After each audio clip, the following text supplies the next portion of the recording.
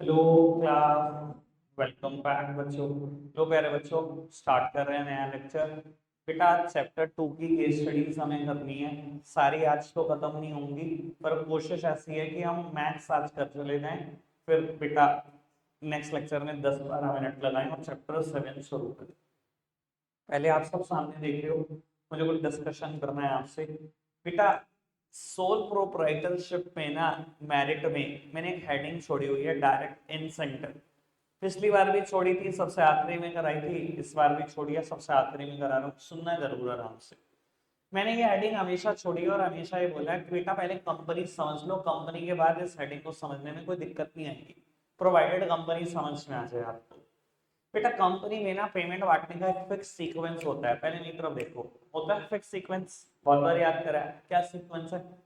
सबसे पहले डिबेंचर या बैंक लोन का इंटरेस्ट, देन गवर्नमेंट के taxes, then preference share capital का preference dividend, then equity share capital का इक्विटी डिविडेंड। इसी सीक्वेंस में पेमेंट होती है। ऑनर ऑफ द कंपनी कौन है? Equity share holder. बाबू आप फिलहाल इनके एंगल से सोचो। आप इक्विटी शेयर होल्डर हो, सारा रिस्क आप ले रहे हो, पैसा बहुत सारा आपने लगाया है, डिसीजन मेकिंग भी इनडायरेक्टली आपके हाथ में है, क्योंकि आप ही बोर्ड ऑफ डायरेक्टर अपॉइंट करते हो जो कि डिसीजन लेते हैं। इनडायरेक्टली डिसीजन मेकिंग भी आपसे ही चलती है। बाबू आपने दिन दूनी रात चौगनी मेहनत करी, और हो क्या रहा है बेटा, जो आपको रिवॉर्ड मिल रहा है वो बेटा रिवॉर्ड आपको इनडायरेक्ट मिल रहा है। आपकी मेहनत का रिवॉर्ड इनडायरेक्ट मिल रहा है, छन छन के रिवॉर्ड मिल रहा है। क्योंकि बेटा देखो, मेहनत आप करते हो, पहले पैसे डिवेंचर होल्डर अपने इंटरेस्ट के लेके जाते हैं, सरकार टैक्स के लेके जाती है, प्रेफरेंस डिविडेंड फिर आपको मिलता है। जितनी मर्जी मेहनत कर लो, आपका सीक्वेंस में नंबर आखिरी है। तो मैं बोल सकता हूँ जो आपको रिवॉर्ड मिल रहा है वो इनडायरेक्ट है। अगर ये बात समझ में आती है तो बेटा फिर ये बात में तो कुछ रहा ही नहीं क्या। सोल प्रोपराइटर को उसकी मेहनत का डायरेक्ट रिवॉर्ड मिलता है। मैं कहता हूं आप दिन दूनी रात चौगनी मेहनत करते हो और प्रॉफिट कमाते हो, सर किसी के साथ शेयर करना है क्या? सोल राइटर के पास कोई शेयर करने वाला आती है क्या? अगर आपने प्रॉफिट बढ़ा दिया, अच्छा 10 रुपए बढ़ा दिया, सारा आपका। 1000 2000 बढ़ा दिया, सारा आपका। करोड़ 2 करोड़ बढ़ा दिया, वो भी सारा आपका। आपको आपकी मेहनत का डायरेक्ट रिवॉर्ड मिलता है, डायरेक्ट इंसेंटिव है। सर यहाँ आपके एफर्ट्स का रिवॉर्ड डायरेक्ट नहीं है, यहाँ रिवॉर्ड इनडायरेक्ट है। 3 बंदों की पेमेंट के बाद आपका नंबर है। समझ आती है बात? कोई दिक्कत तो नहीं। अब केस स्टडी स्टार्ट कर रहे हैं without a further delay. Case study पढ़ने का तरीका वही जैसे सीखी हुई है, पहले रिक्वायरमेंट बाद में केस। ठीक है जी। आज कम से कम केस स्टडी 12 बजे पढ़ते हैं। Identify and define the form of business organization in which Jagat has promoted his business। कहते हैं आइडेंटिफाई कर दो, डिफाइन भी कर दो, कौन सा form of business organisation Jagat promote कर रहा है। भाई 5 फॉर्म पढ़ी हमने, sole partnership, partnership, company, HUF और कोऑपरेटिव सोसाइटी। कहते हैं स्टेट एनी 4 फीचर, कोई भी 4 फीचर। भैया अगर ये पता होगी तो 4 लिखे भी जाएंगे। ठीक है जी। पढ़ें केस क्या है, पहले पढ़ना जरा फटाफट से। पहली लाइन आप पढ़ो।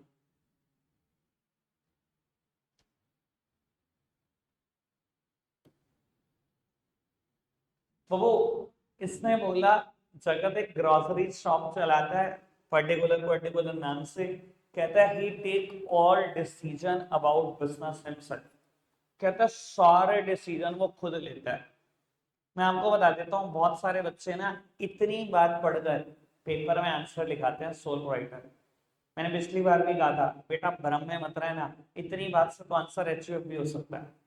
हो नहीं सकता जगत एचयूएफ का करता हो, करता के हाथ में सारे डिसीजन होते हैं, तो इतनी बात से तो आंसर बेटा एचयूएफ भी हो सकता है। आगे जरूर बढ़ लेना। कहता है सारे डिसीजन खुद लेते हैं, किसी की कोई इंटरफेरेंस नहीं है, and also answer direct reward for its risk bearing. यहां से कंफर्म होता है सोल राइटरशिप। इसको डायरेक्ट फायदा पहुंचता है बेटा इसकी सारी की सारी बिजनेस रिस्क लेने का। समझ आई बात? पहली लाइन अगर आप यहां तक पढ़ो तो यहां से तो आंसर सोल राइटरशिप भी हो सकता है, ओ सॉरी एचएफ भी हो सकता है। क्लियर है बात? दोनों लाइन से ही आंसर कंफर्म हुआ मुझे। क्लियर बात? अब थोड़ा सा भगाते हैं बेटा। वो 4 फीचर कोई भी तुम्हारी पसंद के लिख देना।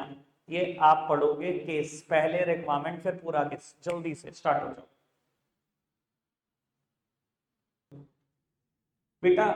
मुझे कहा गया कौन सी लिमिटेशन सोल प्रोपराइटर की डिस्कस्ड है, और मुझे ये भी कहा गया कोई 3 और लिमिटेशन बता दो। बेटा सोल राइटरशिप में टोटल 4 ही लिमिटेशन है, एक लिमिटेशन यहाँ डिस्कस्ड है, कोई और 3 बताएंगे।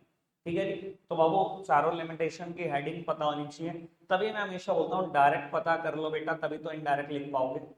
डायरेक्ट याद ही नहीं होंगी हेडिंग तो लिखोगे क्या पेपर में, ढेला। समझ में आ गई बात। और बाबू पूरे के पूरे केस में बात क्या हुई है, एक आदमी है पर्टिकुलर शॉप चलाता है, तबियत खराब है उसकी, बिजनेस चला नहीं पा रहा, ये बातें हुई है। सर कौन सी लिमिटेशन यार, डोंट टेल मी, पिछली बार भी बताया था तुम तो फिर वहीं के वहीं हो। Don't tell me lack of business continuity, इनका आंसर देखकर। बेटा ये फीचर में लिखी गई हेडिंग है, लिमिटेशन में हेडिंग लिखी हुई है limited life of a business concern. Private writer है, गलतियां कर सकता है। आपको हेडिंग लिखनी थी limited life of a business concern. वो बात अलग है कि दोनों का मतलब सेम है, पर अगर लिख कर नहीं आओगे तो सेम हेडिंग नंबर नहीं मिलेंगे बेटा। समझ में आई बात। जो बात एनसीईआरटी में लिखी गई है लिमिटेशन में, वो limited life of a business concern है, दोनों का मतलब सेम है चाहे। ठीक है, तो कोई और 3 लिमिटेशन लिखी जाएंगी। आगे बढ़ाते हैं फटाफट से। आपके हवाले वतन साथी, ये क्वेश्चन का डिस्कशन मैं दोबारा नहीं करूंगा, आप पढ़ोगे अभी आंसर करोगे, फटाफट से पढ़ना। बाबू डन है।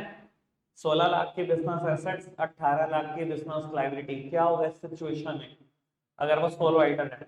पर्सनल एसेट बेची जा सकती हैं, बिल्कुल आएंगी आज, पर्सनल एसेट तक बेची जा सकती हैं। आगे बढ़ाते हैं बेटा। Identify the related demerit of sole proprietorship form of business organisation. बेटा मुझे कहते हैं रिलेटेड डीमेरिट बता दो, केस पढ़ोगे तो वहां से आपको रिलेटेड डीमेरिट नजर आएगी। कहता है how can converting the form of business to partnership help in solving the financial problem. कहता है कैसे आपका पार्टनरशिप में कन्वर्ट होना फाइनेंशियल प्रॉब्लम को सॉल्व कर देगा। सर मुझे नहीं लगता इसको केस को पढ़ने की जरूरत है, बी पार्ट के लिए सीधा आंसर आ सकता है। कैसे भाई, अगर उसने कहा रिलेटेड डीमेरिट बता दो सोल राइटरशिप की, तो ये तो पता लग गया अभी वो सोल राइटरशिप में काम कर रहा है। और ये भी पता लग गया उसने कहा अगर आप पार्टनरशिप में कन्वर्ट करो क्या आपकी फाइनेंशियल प्रॉब्लम सॉल्व हो सकती है। सर हो सकती है। आप याद करो पार्टनरशिप की एक मेरिट है मोर फंड्स, और वहीं पर एक लिमिटेशन है लिमिटेड रिसोर्सेस। तो मैंने आपसे एक बात करी थी, क्या बेटा ये दोनों बातें कॉन्ट्राडिक्शन में है। एक तरफ कह रहा बहुत पैसा है, एक तरफ कह रहा कम पैसा है। तो मैंने आपको कहा था जब इसने बात मेरिट में लिखी हुई है तो सोल राइटरशिप से कंपैरिजन किया हुआ है, और जब लिमिटेशन में लिखी हुई है तो कंपनी से कंपैरिजन किया हुआ है। भाई पार्टनरशिप के पास सोल राइटर के कंपैरिजन में तो ज्यादा ही पैसा होता है। आप अकेले आदमी, वहां 50 आदमी मेंबर हो सकते हैं पार्टनरशिप में, एक आदमी का मुकाबला 50 आदमी, ऑब्वियसली 50 ज्यादा ला सकते हैं ना पैसे। तो बेटा पार्टनरशिप में कन्वर्ट करने से फाइनेंशियल प्रॉब्लम सॉल्व हो जाएगी, बात समझ में आती है। अब सिर्फ रिलेटेड डीमैरिट की बात है, आपको पढ़ दो फटाफट से, पढ़ना।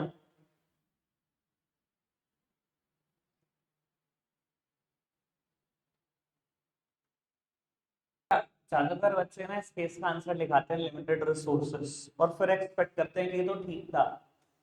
भाई थोड़ा सा ना फोकस करो क्वेश्चन का कहां पर है। फोकस ये है कि आपके पास 2 लाख रुपए शॉर्ट है, बैंक और अदर इंस्टीट्यूशन आपको लोन देने से डर रहे हैं क्योंकि आपके बिजनेस में स्टेबिलिटी नहीं है। स्टेबिलिटी ना होने का मतलब क्या है, एक आदमी अभी खत्म हो जाए, अभी मेंटली लो जाए, फिजिकली लो जाए, बिजनेसमैन, पैसे तो आएंगे। लिमिटेशन का है hint, limited life of a business concern है कि बिजनेस की जिंदगी नहीं है बिल्कुल भी।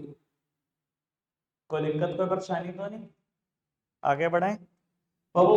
अगेन फटाफट से पढ़ना, 1 सेकंड में आंसर मिल जाएगा, जल्दी से। 12 के स्टडी टारगेट है, रहना नहीं चाहिए। आगे बढ़ो बेटा, ये पढ़ना लास्ट के 2 line. Can supplier recover his dues from the personal asset of Deepak since the business assets are insufficient, why और why not give us suitable reason in support of your answer. क्या बाबू सप्लायर दीपक की personal asset से पैसा ले सकते हैं। भाई मेरे को तो लगा नहीं इसके लिए कोई केस पढ़ना है, आज ही बिल्कुल ले सकते हैं। सोल राइटर दिख रहा है दीपक, बात से समझ में आ रहा है।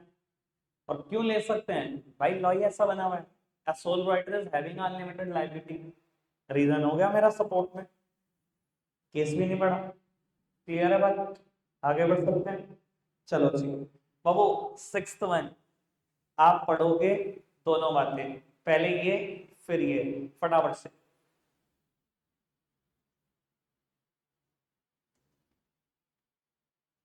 बी पार्ट में तो कुछ है नहीं, एनी टू मेरिट किस फॉर्म की, जो ए पार्ट में आइडेंटिफाई कर। ए पार्ट में जो भी फॉर्म आइडेंटिफाई करोगे, इधर सोल राइटरशिप और पार्टनरशिप और कंपनी, उसके कोई दो एडवांटेज लिखनी है, वो तो लिख ही जाएंगे। ए पार्ट पढ़ो, सॉरी केस पढ़ो, पढ़ना केस फटाफट से, लास्ट लाइन सब कुछ क्लियर कर देगी। There is no separate law. भाई किसके ऊपर कोई कानून नहीं है, सोल राइडरशिप के ऊपर ही तो नहीं है, बाकी तो चारों पे कानून है। ठीक है जी, खत्म। इसकी हवा निकल गई। ए पार्ट का आंसर आते, दो मेरिट लिखनी है लिख ही देंगे, छह छह वर्ड रखी। आगे बढ़ो जी फटाफट से, टाइम ना लगाना है, ये पढ़ो और आंसर आ जाएगा केस पढ़ते ही। जल्दी स्पीड बढ़ाओ।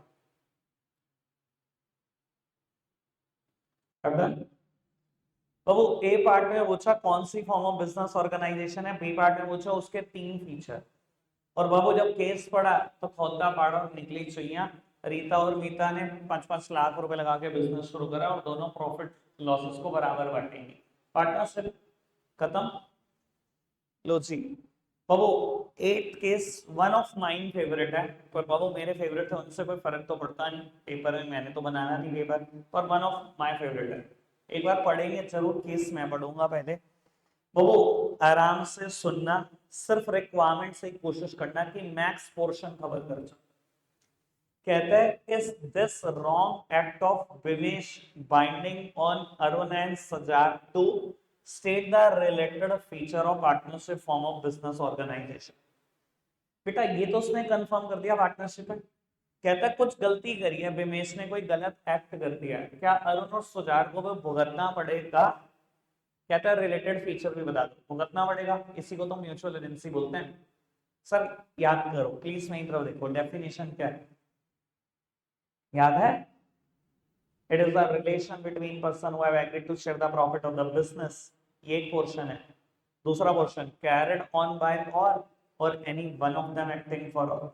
अब बताया था ना बेटा, अगर एक पार्टनर कुछ भी एक्ट करेगा पूरी पार्टनरशिप फॉर्म को भुगतना होगा। कैरिड ऑन बाय ऑल सब मिलकर फॉर्म चला लो, और any one of them acting for all, any one of them, एक अकेला आदमी भी फॉर्म चला सकता है। तो अगर विमेश ने कोई गलती करी है और सुधार भुगतेंगे, भुगतेंगे। Related feature is mutual agency. क्या केस पढ़ा मैंने, सी पार्ट तो है ही कुछ। Can Arun and Sajar file a case against Vimesh, क्या अरुण और सजार विमेश के खिलाफ केस कर सकते हैं। वाई और why not, give us suitable reason in support of your answer. देखो बड़ी बात सीधी सी है, partnership firm wants to file a case on partner. Arun और सजार विवेश पे केस करना चाहते हैं, मतलब पार्टनरशिप फर्म तो पार्टनर पे केस करना चाहती है। सर आज उसने कहा केस कर सकते हैं कि नहीं, बस रीजन दे दो। सर बात बड़ी सीधी सी है, मुझे केस सिर्फ पता है किस चीज के लिए पढ़ना है, कि इनकी पार्टनरशिप फॉर्म रजिस्टर्ड है कि नहीं। अगर आप रजिस्टर्ड होते हो तो फायदे हैं, अगर आप रजिस्टर्ड नहीं होते, ना तो पार्टनरशिप फॉर्म पार्टनर पे केस कर सकती, ना ही पार्टनर पार्टनरशिप फॉर्म पे केस कर सकता, ना ही पार्टनरशिप फॉर्म आउटसाइडर पे केस कर सकती। तीन तो कॉन्सिक्वेंस थे नॉन रजिस्ट्रेशन के। अब बाबू जब मैंने केस उठाकर देखा, दूसरी लाइन में लिखा है इनकी फॉर्म रजिस्टर्ड नहीं है, खत्म हो गई कहानी, केस हो ही नहीं सकता। और इसे एक्सपीरियंस बोलते हैं। अगर आप तरीके से यहां पर पढ़ते हो ना, आधे आंसर यहीं से आ जाते हैं, इसे तो एक्सपीरियंस बोलते हैं। आगे बढ़े तो वो मैं अभी 8 केस स्टडी कर चुका हूँ, 9th और 10th मैंने अभी आज करानी नहीं, वो मैं कल के दिन ही कराऊंगा। अब वो 11th पढ़ेंगे बड़े अच्छे से। briefly explain the various types of partner which are being mentioned in the above para। बेटा कुछ types of partner mention है, कहता उनके बारे में आपको बताना है।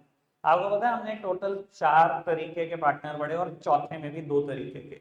इधर देखना, active partner, sleeping partner, secret partner, nominal partner जो अपना नाम देता है फर्म को। इसी में 2 टाइप थे, partnership by estoppel, partnership by holding out, है ना। यहां से लेकर यहां तक केस पढ़ना। तो वो बहुत जल्दी ना हालात ऐसे हो रखे हैं मैच के कि बच्चों को ना आदत पड़ गई है कि भैया यार कुछ कहते नहीं यार, मुझे लगता है। तो वो केस का आंसर आखिरी की 3 लाइनों में ही है। इधर देखना, कहता है Sudhir association with the firm will be hidden from the general public. Sudhir partnership से जुड़ा हुआ है, ये जनरल पब्लिक से छुपा के रखा आपने, नजर भी तो लग जाती है लोगों को। सीक्रेट पार्टनर बेटा, Mohit will not take part in day to day activities of the business due to health issue. Business में पार्टिसिपेट ही नहीं कर रहा वो तो मोहित तो, गवर्नमेंट या स्लीपिंग पार्टनर। और बेटा कहते हैं राकेश ही बिजनेस के सारे बिजनेस में जो भी एक्टिविटी उनका में एक्चुअल पार्ट ले रहा है, यानी कि यही एक्टिव पार्टनर, सारे डिसीजन ही वो दे रहा है। ठीक है जी, सब तरीके से पढ़ा होगा, बैच में सुना होगा। ये तो मजाक लग रही होगी, अभी तक तो मुश्किल वाली बात ही नहीं आई कोई। ठीक है जी, मुश्किल वाली बात तो हम कल करेंगे।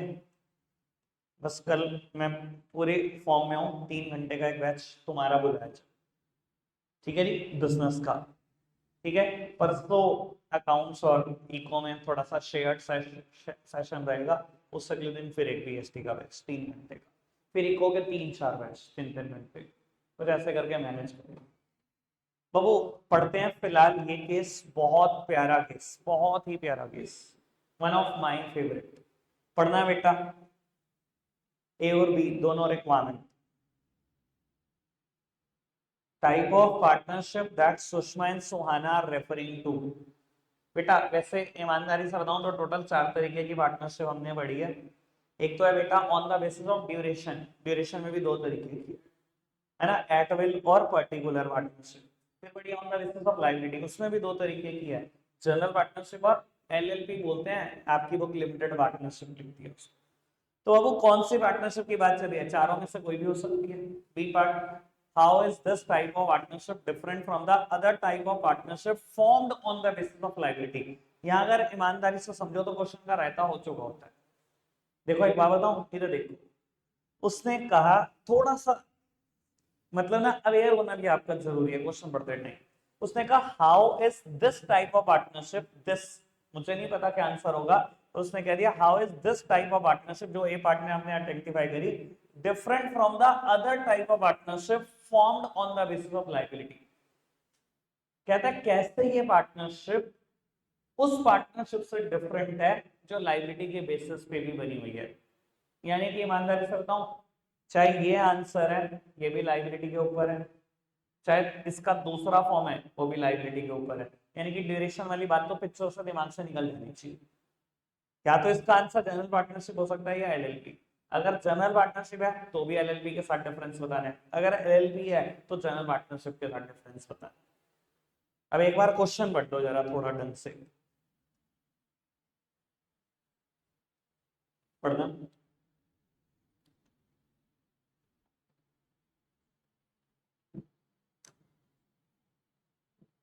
चलो देखो जी, आंसर कहां से बेटा, उसने कहा कि हम बिजनेस को ज्वाइन तो कर लेंगे पर हमारी सिर्फ एक कंडीशन है, that their liability will be limited in the business.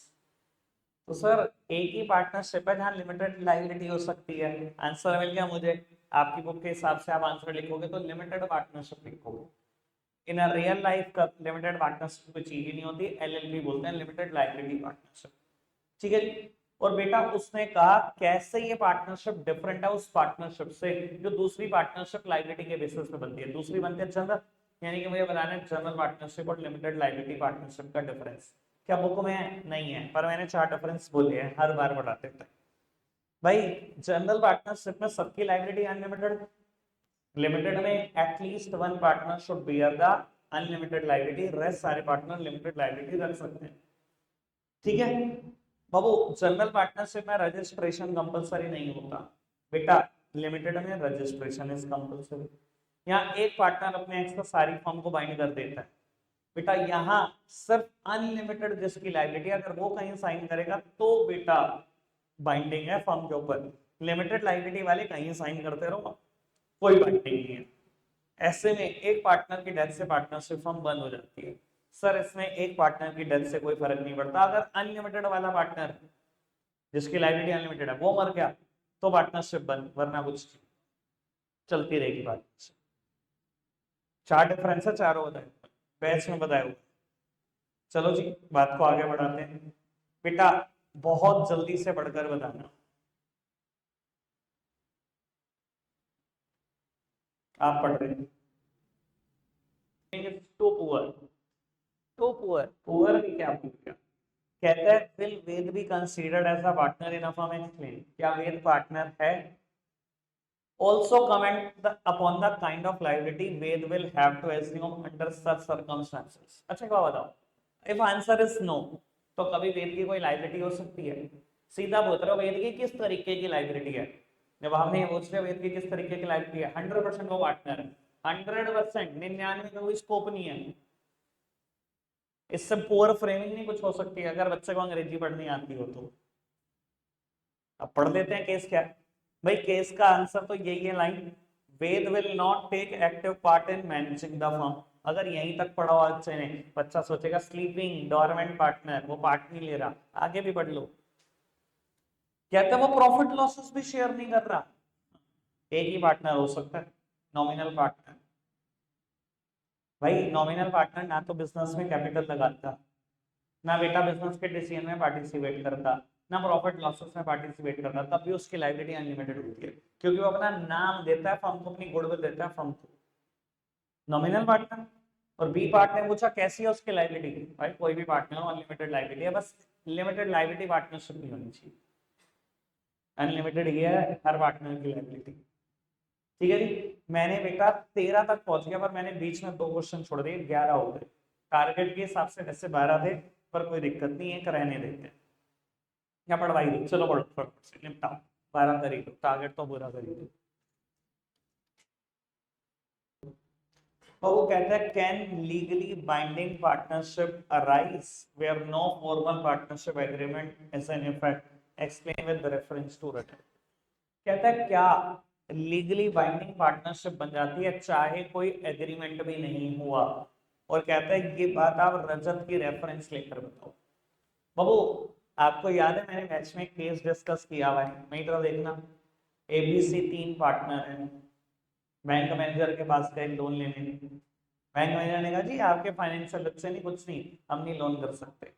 उनको पता था डी का जानकार है ब्रांच मैनेजर, और डी इनका दोस्त भी है, ये डी को उठा के ले गए, और डी वहां चीख चीख के बोल रहा मैं इनकी फर्म का पार्टनर हूँ, आप लोन क्यों नहीं कर रहे? सर डी क्या कर रहा था वहां पर, अपना नाम दे रहा था फर्म को, अपनी गुडविल, यही तो नॉमिनल पार्टनर है। और क्योंकि डी खुद चीख कर बता रहा था, वैसे पार्टनर को बोलते हैं पार्टनर बाय स्टॉपर, और उसकी लाइबिलिटी भी अनलिमिटेड होती है। कल को एबीसी ने लोन ना दिया क्या होगा, ब्रांच के अंदर फोन उठाएगा डी को, हाँ भाई लोन नहीं आया आजा, तो ही था ना पार्टनर, याद है बात? यहाँ यही तो कर रहा है रजत, और करके आ रहा है, श्रेय का फ्रेंड है, श्रेय को मीटिंग में पार्टिसिपेट करना है, खुद चीख चीख के इंप्रेशन दे रहा है मैं इनकी फर्म का पार्टनर हूँ, और उस नेगोशिएशन के बेसिस पे लोन हो गया फर्म को, है ना। रजत क्या है, पार्टनर बाय स्टॉपर, अपना नाम दे दिया उसने फर्म, उसकी लाइबिलिटी कैसी रहेगी, अनलिमिटेड रहेगी बेटा। यही हुआ है ना पूरे केस में, समझ में आ गई होगी बात, क्लियर अच्छे से। आज के लिए रखते इतना ही है प्यारे बच्चों।